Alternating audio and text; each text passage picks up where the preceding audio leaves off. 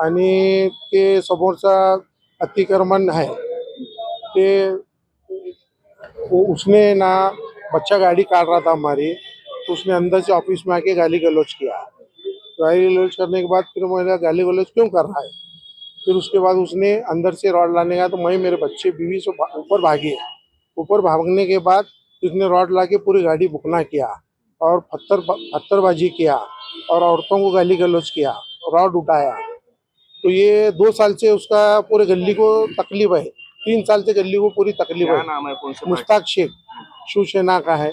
और हमारे शिंदे साहब से गुजारिश है, उप मुख्यमंत्री के ऐसे आदमी को आप नहीं रखना चाहिए कि पार्टी की छवि खराब होती है।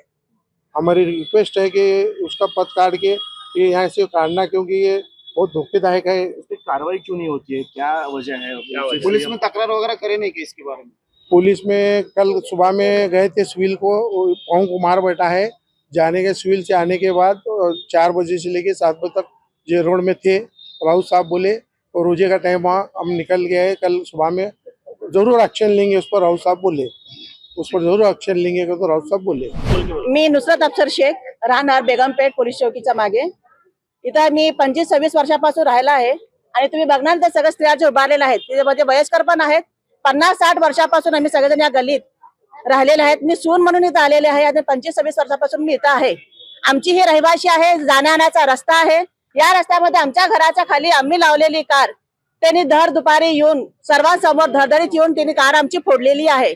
आज काल त्यांनी गार फोडली, आज तिने आमच्यावर पण काय पण हल्ला करणार आहे।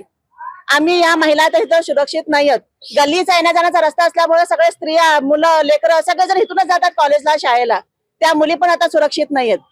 माझी तुम्हाला फक्त एवढंच निवेदन आहे, एवढंच अर्ज करायचं आहे की आम्हाला याच्यापासून खतरा आहे। आज त्याने गाडी फोडली, उद्या तिने आम्हाला काय पण करणार। तर आमची एवढीच विनंती आहे तुम्हाला की या खोका जो आहे तो इथून निघाला पाहिजे आणि त्याचं कुठलं पण ऑफिस होते, कुठलं पण ठेवू दे त्यांनी, आम्हाला त्याच्याबद्दल काही नाहीये। पण आमचं जे नुकसान झालंय ते नुकसानचं पण भरपाई मला पाहिजे। माझी जी 25 लाखाची क्रिएटा गाडी आहे त्यांनी जी फोडली आहे ते आम्हाला भरपाई मला त्याची पाहिजे।